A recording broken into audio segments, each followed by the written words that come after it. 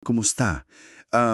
Naranasan mo na yung pakiramdam na parang kumuha ka ng desisyon, akala mo okay na, tapos biglang, bugsh! May sumabog na problema sa ibang parte ng team o kaya sa kumpanya mo. Oo. Yung tipong, teka, saan nanggaling yun? Parang wala naman sa plano yun, di ba? Eksakto. Madalas, hindi naman, alam mo yun, masama ang intensyon eh. Pero yung mga desisyong parang hiwa-hiwalay, yung hindi tinitignan yung buong picture. Ayun. Yun madalas ang nagiging sanhin ng, malalaking sablay sa pamumuno. Totoo yan. So, ngayong araw, sisirin natin itong isang paraan ng pag-iisip. Ang tawag dito, systems thinking. Systems thinking. Oo, mahalaga yan. Hango yung mga ideya natin sa ilang material tungkol sa leadership. At ang focus kung paano yung pag-unawa sa mga parang mga di nakikitang connection, 'di ba? At mga patterns. Oo, yung mga hidden connections nga. Okay. Interesting yung connection kay Joseph. Oo. So, ang mission natin ngayon, himayin natin kung paano ka, bilang leader, magkakaroon ng parang kalamangan sa pagpapasya. Yung decision maker's edge, kumbaga. Hindi lang dahil mas matalino ka, kundi Kundi dahil naintindihan mo yung buong sistema, hindi lang yung mga pira-pirasong bahagi.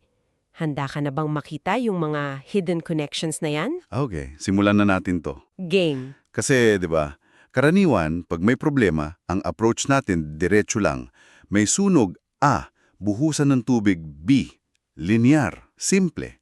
A leads to B. Ganun lang kadalasan yung tingin natin. Problem solution agad. Sintomas lang pala ng mas malalim na problema. Halimbawa, sa electrical wiring ng buong building. Tama! Sa mga komplikadong sitwasyon tulad ng pamamahala ng team o organisasyon, madalas bitin yung A leads to B na pag-iisip. Kulang siya. Bitin talaga. Eksakto. Kasi isipin mo, yung organisasyon, hindi siya parang linya ng domino eh. Mas parang sapot ng gagamba. Okay. Ganda ng analogy. Sapot. Oo. Isang galaw mo lang sa isang sulok, 'di ba, ramdam sa kabuuan. May ripple effect. Halimbawa, paano yun? Okay, sige. Halimbawa, yung desisyon na magbawas ng gastos. Sa training para makatipid. Parang A leads to B yun, 'di ba? Bawas gastos, mas malaking kita. Oh, parang logical. Pero anong nangyari sa sapot? Bumaba yung skills ng tao, tapos bumagal yung trabaho, naapektuhan yung quality ng produkto o serbisyo, tapos nawalan ka ng customer. Naku, domino effect nga pero sa sapot. Oo, gumagapang sa sapot yung epekto. Ito yung tinatawag na fixes that fail. Yung mga solusyon na akala mo nakatulong pero Gumawa lang ng ibang problema. mas malala pa. Mas malala pa minsan, pinalala pa yung orihinal na problema in the long run. Nakakatakot yon. Grabe. So, kailangan pala talaga ng shift. Sa tanong pa lang, imbes na, okay, sino may kasalanan dito? Di ba? Oo, yung blame game. Ang mas mahalagang tanong pala dapat, ano ba yung nasa struktura ng sistemang ito na patuloy na nagpo-produce ng ganitong resulta? Yun. Masakit man aminin minsan, pero baka yung mismong sistema na tayo ang nag-design. Ayun ang may problema. Okay. At para maintindihan yan, klaruhin natin, ano ba itong sistema na to? Kasi parang ang abstract pakinggan minsan. Oo nga, ano ba talaga yan? Well, ayon kay Donella Meadows, isang kilalang boses dito, ang sistema daw ay mga magkakaugnay na bagay, elements, Okay. na nakaayos, naka-organize para makamit ang isang layunin, purpose. Okay, so may parts, tapos nakaayos sila. Oo, may 3 P, sabi niya. Parts, yung mga tao, gamit, patakaran, etc. Tapos patterns of interaction, paano sila nag-uugnayan, paano dumadalo yung informasyon, yun yung interconnections.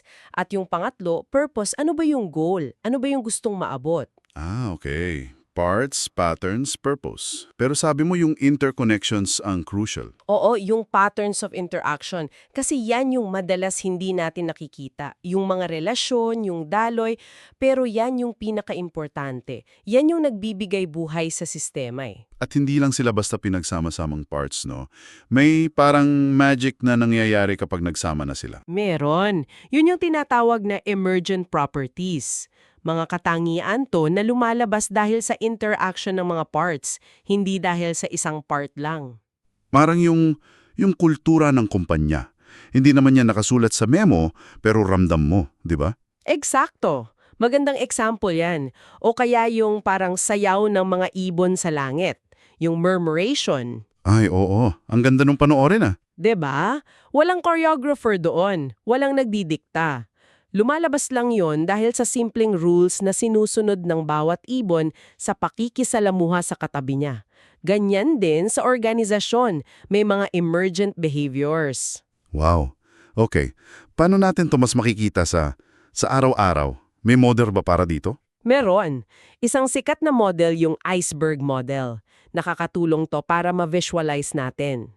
Iceberg. Okay. Sige, paano yun? Isipin mo yung iceberg, yung nasa ibabaw lang ng tubig yung nakikita natin, 'di ba? Maliit na parte lang. Oo, yung tip. Yun daw yung mga events, yung mga pangyayari, yung mga simptomas na nakikita natin. Bumagsak ang sales, nag-resign si ano, dito tayo madalas nagre-react. Guilty.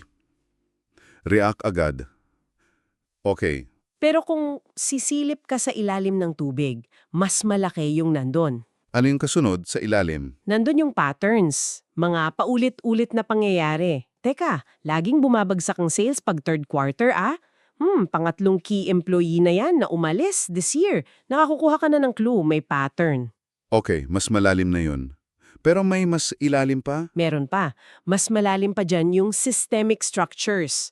Ano yung mga patakaran, proseso, daloy ng trabaho, reward system, communication channels, kahit yung physical layout ng opisina na posibleng nagdudulot ng mga pattern na yon. Baka yung incentive structure pala namin ang mali, kaya ganun yung pattern. Posible. O baka yung communication channels, may bottleneck, kaya hindi naririnig yung mga hinaing. Structure yon. Okay. Grabe, ang lalim na. May pinakamalalim pa ba? Meron. At ito yung pinakamakapangyarihan pero siya rin yung pinakamahirap makita at baguhin. Yung nasa pinakailalim, ang mental models. Mental models. Ano yun? Parang salamin sa mata. Parang ganun nga. Yung mga salamin natin sa mata na hindi natin alam na suot pala natin. Ito yung mga deeply held beliefs natin, yung mga assumptions, yung values, na humuhubog sa kung paano natin nakikita ang mundo at paano tayo gumagawa ng desisyon. Wow. At ito yung nagdidikta anong structures ang gagawin natin? Oo. Kung ang mental model mo bilang leader ay hindi mapagkakatiwalaan ng mga empleyado, edi malamang ang structure na itatayo mo ay puro control, di ba? Micromanagement. Makes sense. Kung iba yung model mo, iba rin yung structure. Sa buong sistema. Kadalasan dun talaga nakatago yung tunay na solusyon. Grabe. Ang galing ng iceberg model. Interesting din na nabanggit sa source material yung connection nito sa Biblia. Hindi pala to sobrang bagong konsepto. Actually, hindi nga. Kung iisipin mo, yung mismong pagyikha sa Genesis, 'di ba? Isang napaka-complex na web of life yun kung saan lahat konektado. Interdependent. Oo nga, no? Tapos yung turo ni Pablo sa 1 Corinto 12, yung iglesia bilang atawan ni Kristo. Ayun, perfect example yon ng sistema. Bawat bahagi may function, kailangan ng bawat isa para sa kalusugan ng buong katawan. May interdependence, may purpose. At si Joseph, balikan natin si Joseph sa Genesis 41. Paano siya naging systems thinker? Si Joseph. Classic example yan. Hindi lang niya basta, alam mo yun, binasa yung panaginip ni Pharaoh. 7 payat na baka, 7 matabang baka. Hindi lang yun. Eksakto. Anong Naunahan ginawa niya? Nakita niya yung pattern. 7 taong sagana, tapos 7 taong taggutom. May cycle. Pangalawa, nagets niya yung interconnections. Alam niya na kapag walang pagkain, Pagkakagulo, babagsak ekonomiya, social unrest. Eksakto. Agrikultura, konektado sa pagkain, konektado sa ekonomiya, konektado sa katatagan ng lipunan. Nakita niya yung buong sistema ng Ehipto at nahulaan niya yung consequences pagbagsak ng sistema kung walang gagawin. At hindi siya tumigil dun sa analysis, di ba? Nagbigay siya ng solusyon. At hindi lang basta solution, systemic solution. Hindi lang yung sinabing, mag-ipon tayo ng konti. Hindi. Nag-propose siya ng buong plano. Ano yung plano niya? Una, mag-appoint ng matalino at may kakayahang tagapamahala. Pangalawa, magkaroon ng systematic na koleksyon at pag-iimbak ng pagkain during the years of plenty. Structure yun. Policies and processes. Pangatlo, centralized distribution during the famine. Inatake niya yung sistema sa isang napaka-critical na leverage point, yung pamamahalan sa resources at distribution. Wow! So, hindi lang siya nag-react sa panaginip. Nag-design siya ng bagong sistema para harapin yung hinaharap. Ang galing. Galing, di ba? Kaya ang aral dyan para sa'yo bilang leader ngayon, huwag lang tumingin sa surface, sa mga events lang. Hanapin mo yung patterns behind the events. Tapos, Unawain mo yung mga koneksyon. Paano ba nakakaapekto yung desisyon mo sa marketing, doon sa production, o yung hiring process mo sa company culture? Isipin mo yung mga ripple effects, hindi lang yung first wave, kundi yung second at third order effects. mahihirap yun. Pero sige, tapos ano pa? At hanapin mo yung mga sweet spots for intervention, yung mga leverage points kung saan maliit na effort, malaki ang balik. At magkaroon ka ng pangmatagalang pananaw, hindi yung patchy-patchy lang. Okay, leverage points. Pag-usapan natin yan mamaya, pero bago yun, nakita natin yung mga interconnections, yung parang mga hidden wires. Paano ba gumagalaw yung sistema dahil sa mga wires na to? May konsepto pa dyan, di ba? Yung paikot.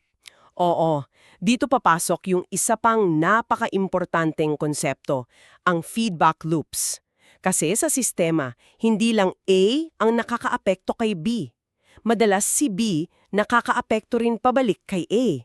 Paikot siya, hindi diretso. Circular causality. Ito yung makina na nagpapatakbo sa kilos ng sistema. Feedback loops, okay? May mga klase ba yan? Meron dalawang pangunahing klase. Una, yung tinatawag na reinforcing loops. Ito yung mga parang snowball effect. Pwedeng good snowball, pwedeng bad snowball. Paanong good snowball? Halimbawa, masaya yung customer mo. Nag-refer siya sa iba. Dumami yung benta mo. Dahil dumami benta, mas na-improve mo yung produkto mo. Dahil mas maganda produkto, lalong sumaya yung customer mo. Nakita mo? Paikot siya at papalaki. Growth loop yon. Okay. Yung bad snowball. Pwede ring pabulusok. Halimbawa, konting stress sa trabaho. Nagkasakit ka. Hindi ka nakapasok. Natambakan ka lalo ng trabaho. Dahil tambakang trabaho, lalo kang na-stress. Paikot din, pero pababa naman. Ang point is, pinapalakas ng reinforcing loop kung ano man yung nangyayari, patungo sa iisang direksyon, pataas man o pababa. Parang yung microphone na umuungol kapag naitutok mo sa speaker, palakas ng palakas yun, di ba? Reinforcing loop din yun. Eksakto! Perfect analogy yan. Palakas ng palakas hanggang boom. Ang pangalawa namang klase ay ang balancing loops. Balancing. So, ito yung pambalanse. Oo, ito yung parang thermostat sa aircon mo. Pag uminit sa kwarto, yung thermostat magsesense niyan, bubukas yung aircon para lumamig. Pag lumamig na masyado, papatay naman siya. Ang layunin ng balancing loop ay ibalik ang sistema sa isang desired state, sa isang balanse o target. Okay. Parang pag nagugutom ka, kakain ka. Pag busog ka na, titigil ka. Balancing loop din yun. Tama! Sa katawan natin, ang daming balancing loops. Yung pagpapawis para lumamig, yung pagtaas ng heart rate pag kailangan ng oxygen. Sa kumpanya, andyan yung quality control. May depekto, aayusin yung proseso para bumalik sa standard. Yung pagod na nararamdaman mo, signal yan ng katawan mo, isang balancing loop na nagsasabing, uy, kailangan mo nang magpahinga para bumalik sa equilibrium. Gets. Importante yung sinabi mo kanina, yung negative dito sa balancing, hindi ibig sabihin masama. Hindi nga. Ang ibig sabihin lang ng negative or balancing dito ay kontra sa pagbabago para manatili doon sa target or goal. Hindi siya necessarily bad. Kailangan natin yan para sa stability. Okay. So, ang tricky part siguro, sa totoong buhay, di ba hindi lang isang loop ang gumagana? Maraming loops yan na sabay-sabay. Nagbabanggaan pa minsan. Yon ang realidad. Complex systems are made up of multiple interacting feedback loops. Yung mabilis na paglaki ng kumpanya mo, yung reinforcing growth loop, pwedeng pigilan yan ng isang balancing loop. Halimbawa, yung kakulangan ng magagaling na tao na mahahanap mo para suportahan yung paglaki. Balancing loop yon, pinipigilan niya yung mabilis na pag-expand. Aya pala minsan, parang may preno. Kahit anong piga mo sa accelerator, parang may pumipigil. Baka may balancing loop na hindi mo nakikita? Malamang, o kaya bakit yung problema pabalik-balik? Nag-implement ka na ng solution pero after a few months andyan na naman. Baka kasi yung solution mo, inatake lang yung isang loop pero hindi mo tinignan yung iba pang loops na kasangkot. Or worse, Ano yon? baka yung solution mo, unknowingly, pinapalakas pa pala yung problema via another hidden loop. Yun yung unintended consequence. Nako, patay. Delikado pala pag hindi mo nakikita tong mga loops na to. Sobra, madali kang gumawa ng desisyon na magba-backfire. Pwede kang ma-stuck sa mga problemang paulit-ulit lang at madalas yung nakikita mong resistance to change sa mga tao. Oo, yung mga kontrabida daw. Baka hindi yang simpleng katigasan ng ulo. Baka isang balancing loop lang yan na sumusubok protektahan ang isang bagay na mahalaga sa sistema na hindi mo lang nakikita o naiintindihan. Baka may valid reason yung resistance nila. Wow, mind blown. Okay, so may interconnections, may feedback loops. Ano pa? May isa pang pasabog na concept daw dito yung delays.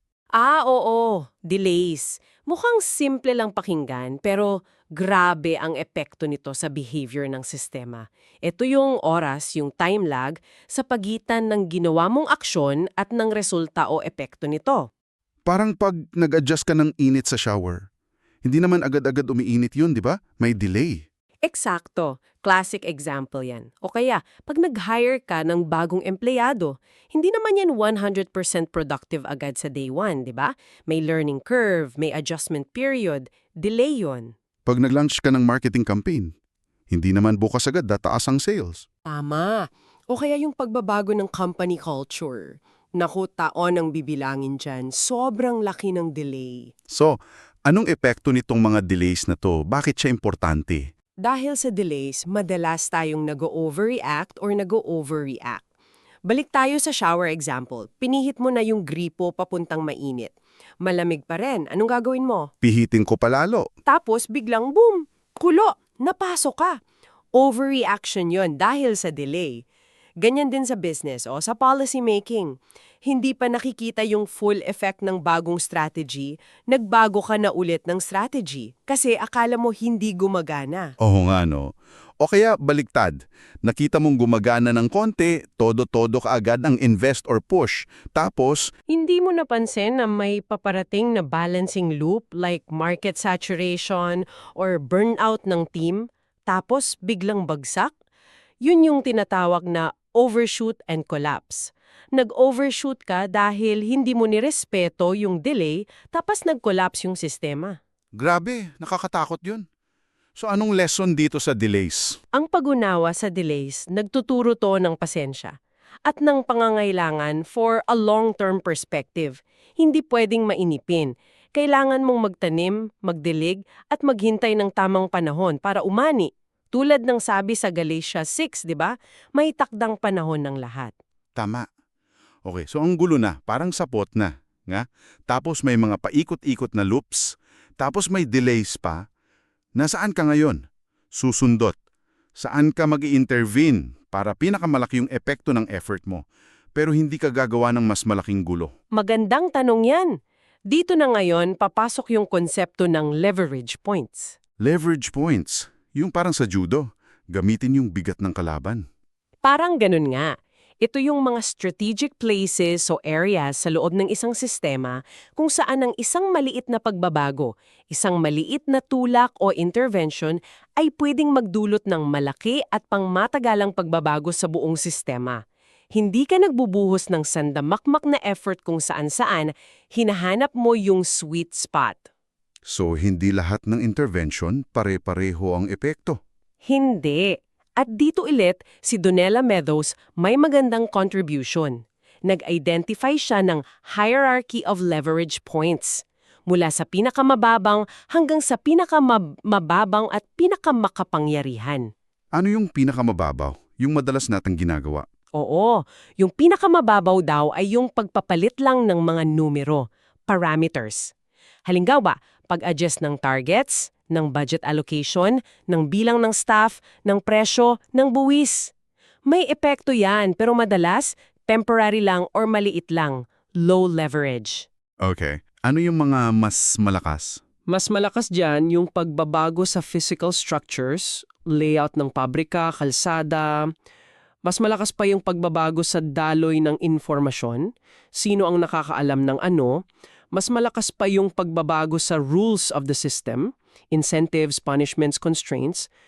Pero hindi pa yun yung pinakamalakas. Ano yung pinakamalalakas? Top tier. Ang mas mataas na leverage points ay yung pagbabago sa kakayahan ng sistema na mag-evolve o mag-adapt, power to evolve system structure, tapos mas mataas pa dyan yung pagbabago sa goals of the system.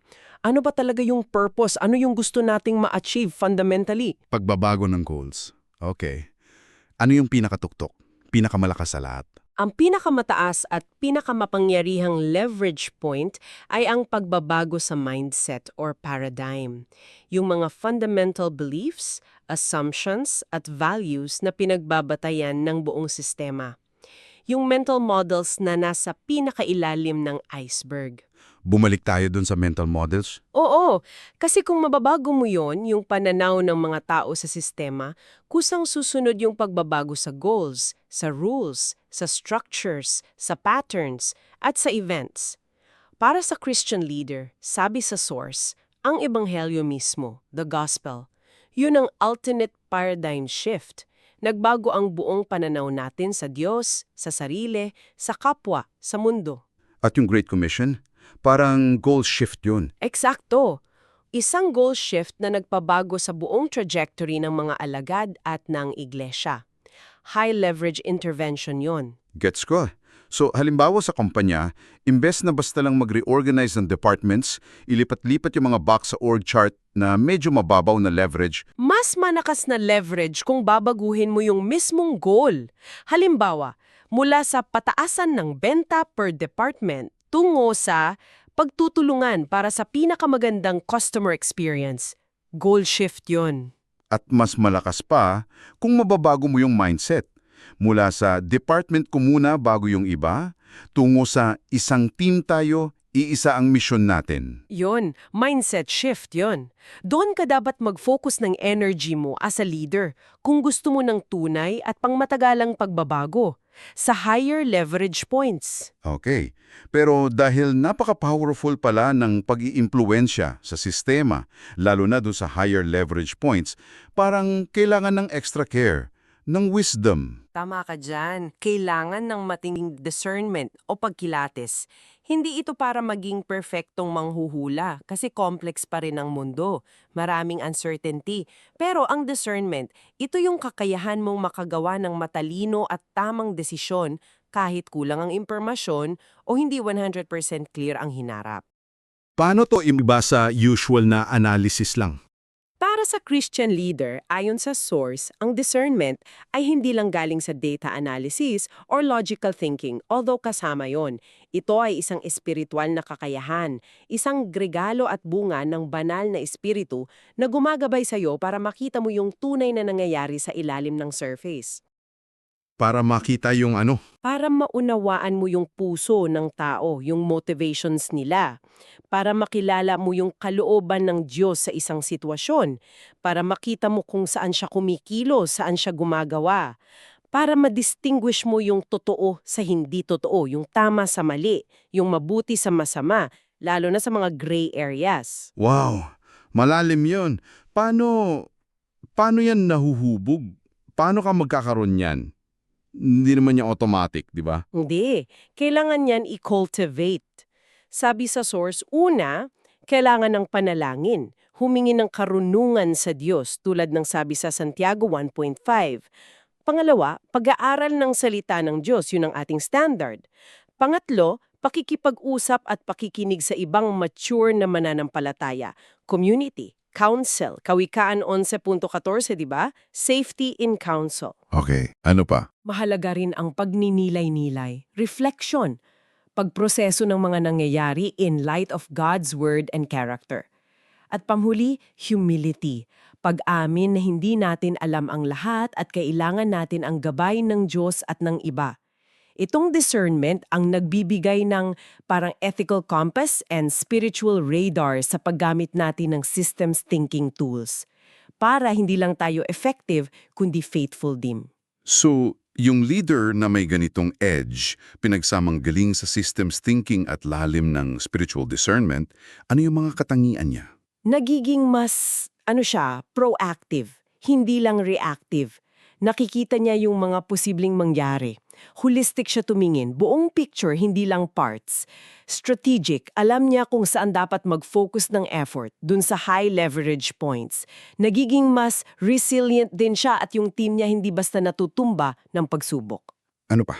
Mas ethical siya sa paggamit ng influence at power. Humble, alam niyang hindi siya ang bida at kailangan niya ng Diyos at ng iba.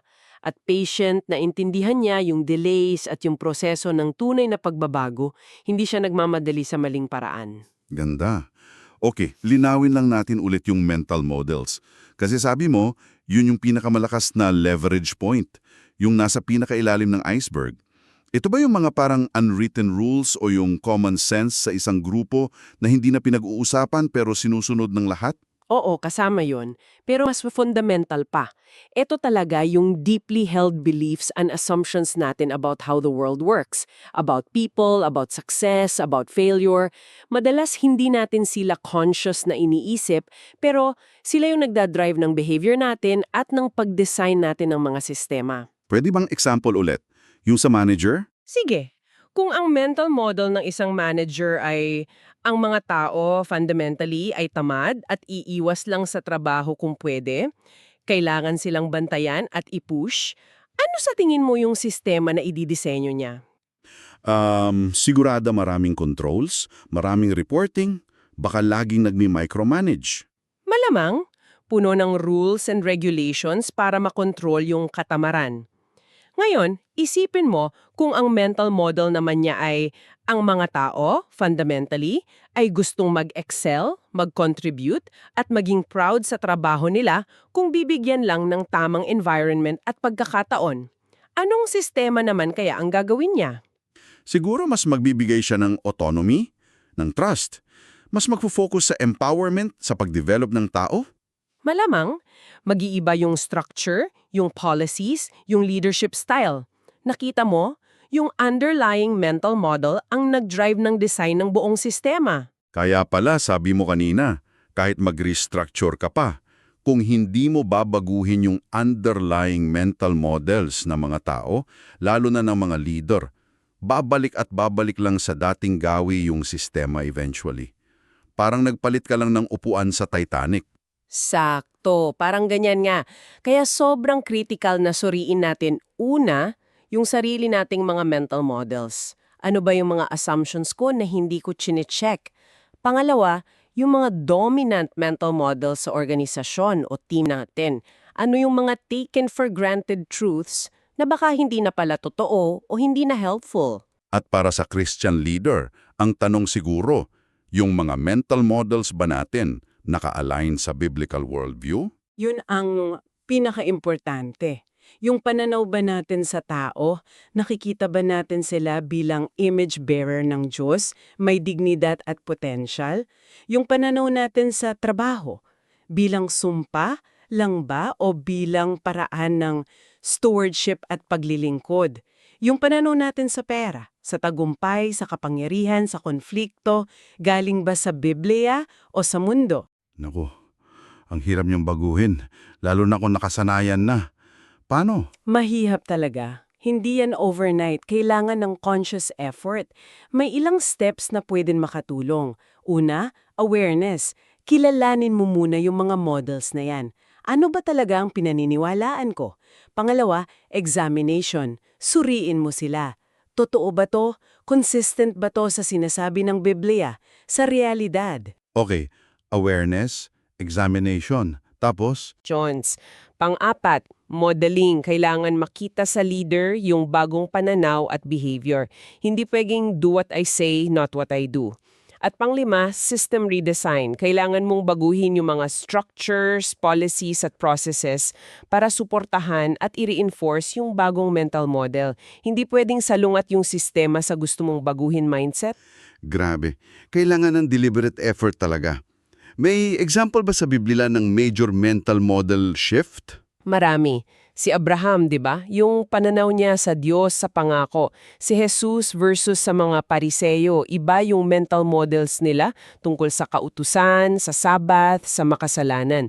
At yung vision ni Pedro sa Acts 10, kinailangan ng intervention ng Diyos para mabago yung mental model niya tungkol sa mga hentil na di sila marumi. Ganong kalalim minsan ang kailangan para mabago ang isang nakaugat na mental model. Okay, so kung ganito dynamic, ka-complex, at parang buhay ang sistema, hindi talaga siya parang makina na pwede mong i-predict at kontrolin lahat ng pyesa, no? Mas parang, ano siya? Mas tama yung analogy na isa siyang buhay na organismo o kaya isang hardin. Hardin. Paanong hardin? Ang leader, hindi siya machine operator na kinokontrol lahat. Mas para siyang hardinero. Hindi mo naman mapipilit tumubo ang halaman sa gusto mong paraan at bilis, di ba? Pero anong ginagawa ng hardinero? Naghahanda siya ng lupa, nagdidilig, naglalagay ng abono, sinisigurong may sikat ng araw. Eksakto. Nililikha niya yung conditions para yung halaman mismo ang lumago ng maayos ayon sa nature niya. Ganyan din daw ang organisasyon.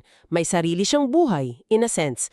Nag-oorganisa siya ng sarili, self-organizing, umaangkop siya sa paligid, adapts, natututo siya, learns, at may kakayahan siyang bumangon mula sa pagsubok, resilient. Yung resilience, katatagan, nako, ang importante niyan lalo na sa panahon ngayon ng daming pagbabago at krisis. Paano yan napapalakas sa isang sistema o organisasyon? May mga factors na nakakatulong sa resilience. Una, diversity. Pagkakaiba-iba sa tao, sa skills, sa ideas, sa paraan ng paggawa. Kasi pag may krisis, mas marami kang options na mapagkukunan.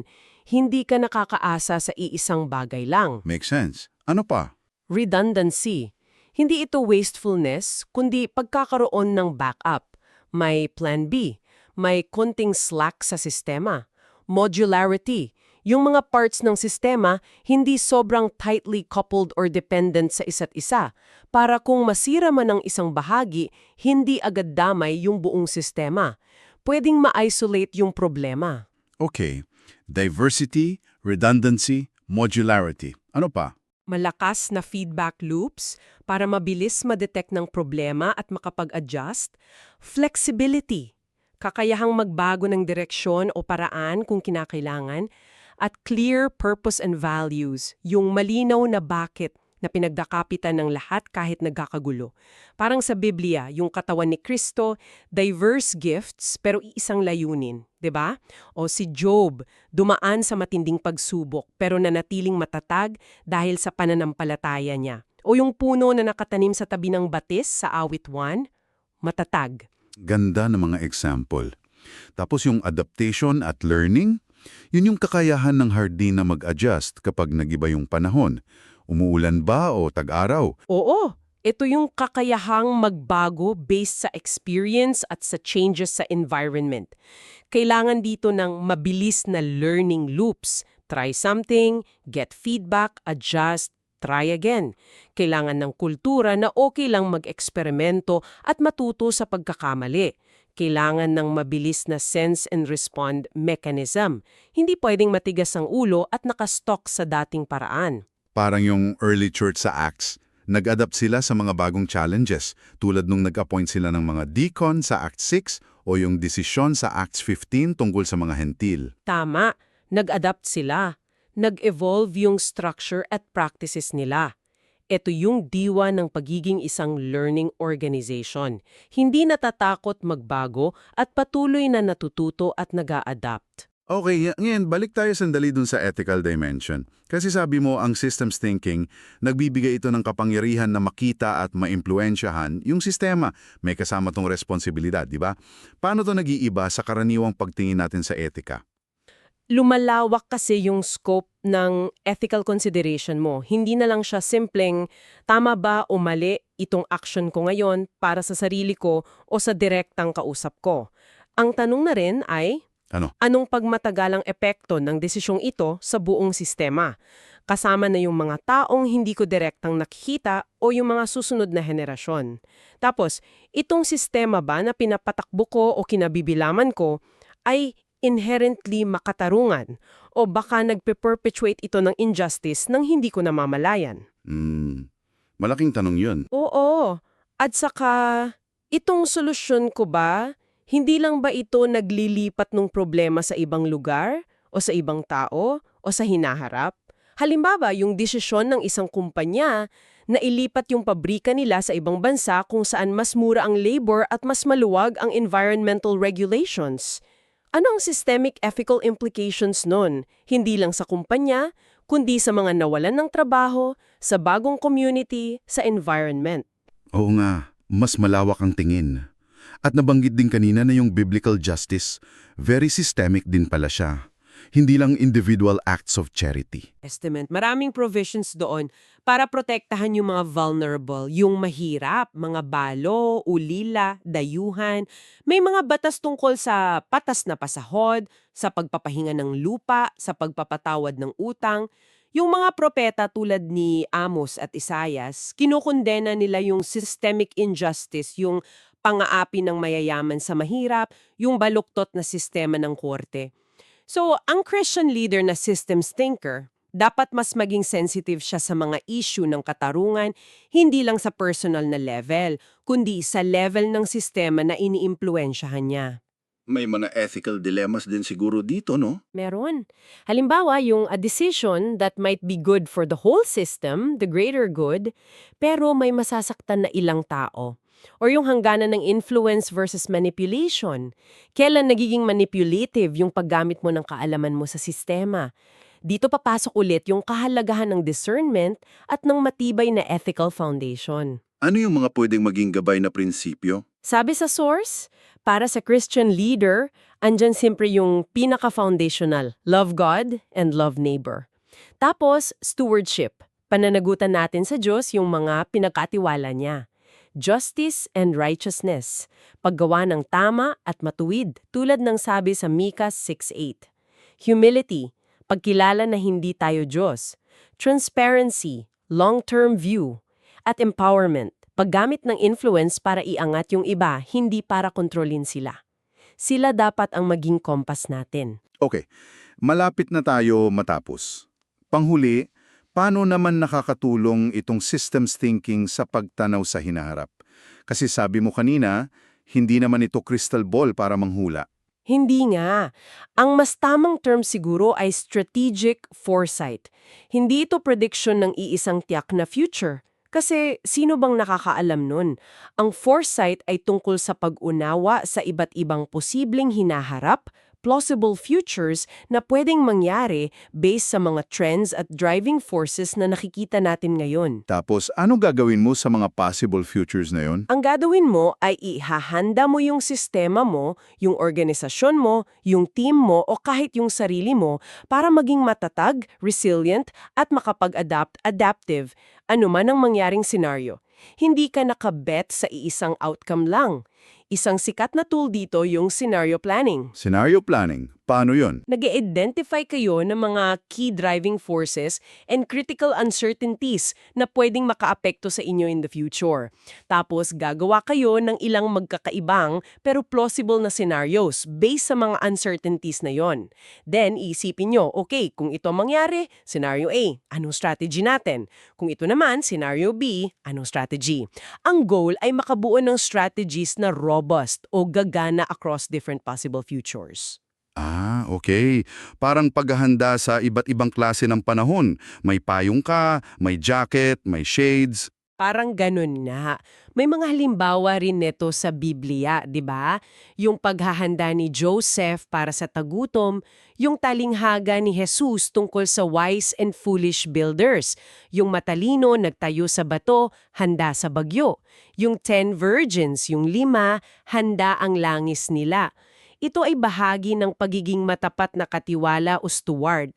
Naghahanda tayo hindi dahil alam natin eksakto ang mangyayari, kundi dahil alam nating may darating na pagbabago o pagsubok at responsibilidad nating maging handa.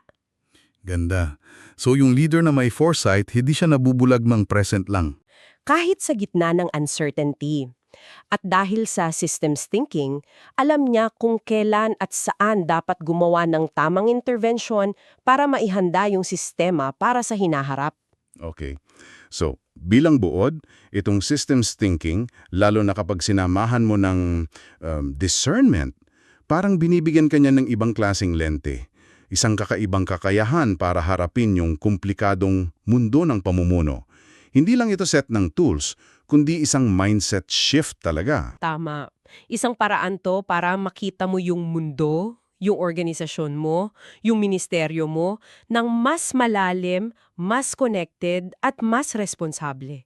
Sa huli, tukol ito sa pagiging matalinong katiwala, isang matalinong hardinero, dun sa mga sistemang ipinagkatiwala sa atin ng Diyos. Ang ganda ng pagkasummarize mo. Matalinong hardinero. At siguro, bilang panghuling pagninilay na rin para sa'yo na nakikinig sa atin ngayon, habang iniisip mo yung mga sistema sa paligid mo, sa trabaho mo, sa pamilya, sa church, sa community, ano kaya yung isang mental model mo? Isang malalim na paniniwala na marahil nakasanayan mo na baka kailangan mong suriin o hamunin ngayon. Isang paniniwala na baka yun pala yung humahadlang sa'yo para makita mo ng mas malinaw yung mas malaking picture at yung disenyo ng Diyos para sa'yo at para dun sa mga taong pinaglilingkuran mo. Napakagandang tanong para iuwi at pag-isipan natin. Maraming salamat sa iyo sa napakalalim at napaka-practical na usapang ito. Salamat din. Always a pleasure. At sa iyo na sumama sa amin sa paghimay na ito, maraming salamat. Hanggang sa muli.